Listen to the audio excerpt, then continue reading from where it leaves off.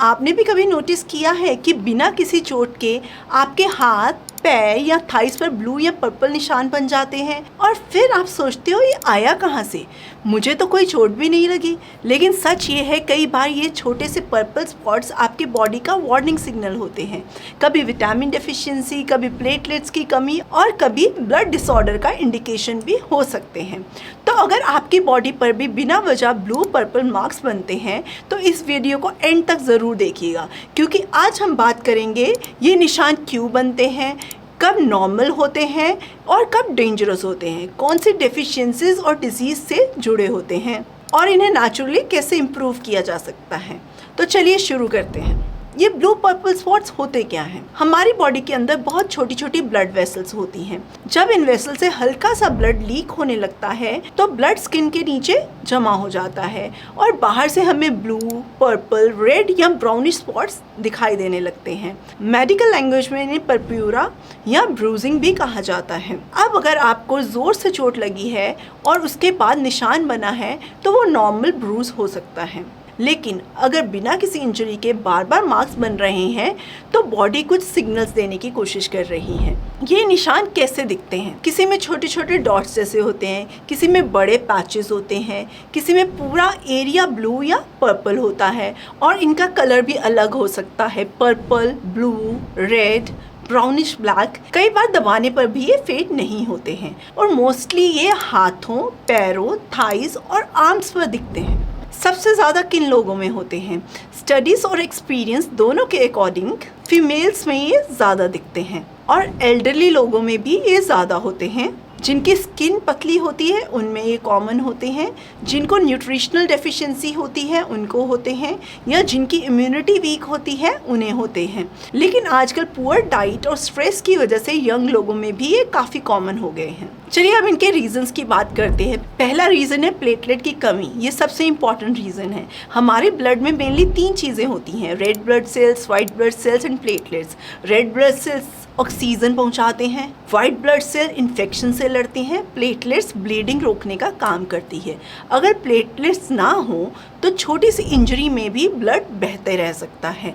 Platelets clot बनकर bleeding को रोक देते हैं। लेकिन जब प्लेटलेट काउंट कम हो जाता है तो बॉडी के अंदर माइक्रो ब्लीडिंग होने लगती है और स्किन पर पर्पल स्पॉट्स नज़र आने लगते हैं। अब प्लेटलेट्स कम क्यों होते हैं? इसके कई रीजंस हो सकते हैं। First of all, platelets dengue में कम होते हैं, इसमें तो बहुत रैपिडली गिरते हैं। वायरल फीवर में भी प्लेटलेट्स कम होते हैं। जब हाई फीवर आ जाता है तो प्लेटलेट्स कम होने लगते हैं। विटामिन डेफिशिएंसीज में प्लेटलेट्स कम होते हैं, specially vitamin C, vitamin K, vitamin B12, folate and poor nutrition, junk food, crash dieting और लो प्रोटीन इंटेक। कुछ मेडिसिन्स जैसे ब्लड थिनर्स, स्टेरॉइड्स या पेन किलर्स, इनकी वजह से भी प्लेटलेट्स कम होते हैं। विटामिन सी डेफिशिएंसी का कनेक्शन जानते हैं। अब ये पॉइंट बहुत इंपॉर्टेंट है। विटामिन सी सिर्फ इम्यूनिटी के लिए नहीं होता, ये ब्लड वेसल्स को स्ट्रॉन्ग बनाने में भी हेल्प करता है। अगर बॉडी में विटामिन सी की कमी हो जाए तो वेसल्स वीक होने लगती हैं और हल्का प्रेशर भी ब्रूजिंग कर सकता है। इसके साथ साथ आपको कुछ और सिम्टम्स भी हो सकते हैं, जैसे कि वीकनेस, जल्दी थकान हो जाना, गम से ब्लीडिंग हो जाना, जॉइंट पेन, वुंड्स का लेट हील होना और ड्राई स्किन होना। तो सिर्फ निशान को मत देखिए, बॉडी के और सिग्नल्स को भी समझिए। सेकेंड रीजन हो सकता है ब्लड वेसल्स का वीक होना। जैसे पुरानी पाइप वीक हो जाती है, वैसे ही एज के साथ डायबिटीज होने पर, स्मोकिंग करने वालों को डेफिशिएंसी की वजह से ब्लड वेसल्स भी वीक हो सकती हैं और फिर हल्का सा प्रेशर भी लीकेज कर देता है। इसी वजह से एल्डरली लोगों के हाथों पर पर्पल पैचेस ज़्यादा दिखने को मिलते हैं। थर्ड रीज़न है ब्लड क्लॉटिंग डिसऑर्डर्स। कुछ लोगों में ब्लड क्लॉटिंग प्रॉपरली नहीं होती, इसी वजह से बार बार ब्रूजेस होना, नाक से ब्लड आना, हैवी पीरियड्स होना, छोटी सी इंजरी में भी ज़्यादा ब्लीडिंग होना, इस तरीके के सिम्टम्स दिख सकते हैं। अब ये डेंजरस कब हो सकते हैं ये जानिए, ये सबसे इम्पॉर्टेंट है।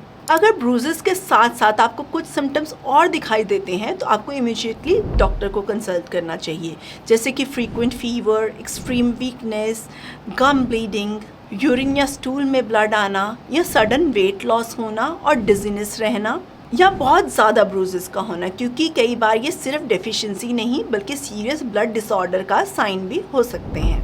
अब आपको इसमें कौन से ब्लड टेस्ट करवाने चाहिए जो आपके लिए हेल्पफुल हों। अगर बार बार अनएक्सप्लेन ब्रूजिंग हो रही है तो आपको कुछ ब्लड टेस्ट ज़रूर करवाने चाहिए। CBC, platelet count, bleeding time, clotting profile, vitamin B12 levels, liver function test, क्योंकि लीवर भी क्लॉटिंग में इम्पॉर्टेंट रोल प्ले करता है। अब बात करते हैं ट्रीटमेंट की। सबसे पहले हमें रूट कॉज को समझना है। सिर्फ क्रीम लगाने से प्रॉब्लम सॉल्व नहीं होती। अगर डेफिशिएंसी अंदर से चल रही है तो उसका ट्रीटमेंट भी आपको अंदर तक करना चाहिए। इसके लिए आपको क्या खाना चाहिए और क्या नहीं खाना चाहिए, इस पर ध्यान दीजिए। आपको खाना चाहिए विटामिन C रिच फूड, आंवला, लेमन, ऑरेंज, गुआवा, कैप्सिकम। ये ब्लड वेसल्स को स्ट्रॉन्ग बनाते हैं। सेकंड, प्रोटीन रिच फूड, क्योंकि प्लेटलेट और बॉडी रिपेयर के लिए प्रोटीन बहुत इंपॉर्टेंट काम करता है। प्रोटीन रिच फूड में एग्स, पनीर, दाल, स्प्राउट्स, नॉन वेजिटेरियन है तो चिकन, फिश ऐड करिए। थर्ड है आयरन रिच फूड्स। अगर एनीमिया भी है तो ब्रूजिंग और वीकनेस दोनों बढ़ सकते हैं, तो उसके लिए आपको बीटरूट, स्पिनच, डेट्स, पोमीग्रेनेट, चीकू जैसे आइटम्स अपने खाने में ऐड करने हैं। फोर्थ, आपको विटामिन K रिच फूड्स भी खाने हैं, क्लोटिंग में हेल्प करते हैं। Green leafy vegetables, broccoli, cabbage आपको विटामिन K प्रोवाइड करते हैं। और आपको क्या अवॉइड करना चाहिए? अगर आपको ईजिली ब्रूजिंग होती है तो आपको स्मोकिंग नहीं करनी है, एल्कोहल छोड़ना है, एक्सेस जंक फूड नहीं खाना है, over use of pain killers नहीं करना है, क्रैश डाइटिंग बिल्कुल नहीं करनी है। इन सब से बचने की कोशिश करनी है। अब बात करते हैं एक सिंपल होम रेमेडी की। आपको क्या करना है, 1 ग्लास पानी में आधा लेमन का जूस, थोड़ा सा आंवला पाउडर, 1 स्पून शहद सुबह एम्प्टी स्टमक लेना है, क्योंकि विटामिन C कोलेजन प्रोडक्शन को सपोर्ट करता है और ब्लड वेसल्स को स्ट्रॉन्ग बनाने में हेल्प करता है। और एक ज़रूरी बात, कई लोग बोलते हैं अरे ये तो नॉर्मल है, एज के साथ होता है, लेकिन बॉडी बिना वजह सिग्नल नहीं देती है। बार बार पर्पल स्पॉट्स आना आपके न्यूट्रिशन, इम्यूनिटी या ब्लड हेल्थ का वार्निंग साइन हो सकता है। और जितनी जल्दी आप अपनी बॉडी सिग्नल्स को समझ जाओगे उतनी जल्दी बॉडी रिकवर कर पाएगी। अगर वीडियो यूजफुल लगा है तो वीडियो को लाइक करें, शेयर करिए और चैनल को सब्सक्राइब ज़रूर करिए, ताकि ऐसे ही health related videos, easy scientific knowledge आप तक पहुंचती रहे। मिलते हैं नेक्स्ट वीडियो में। Take care, stay healthy.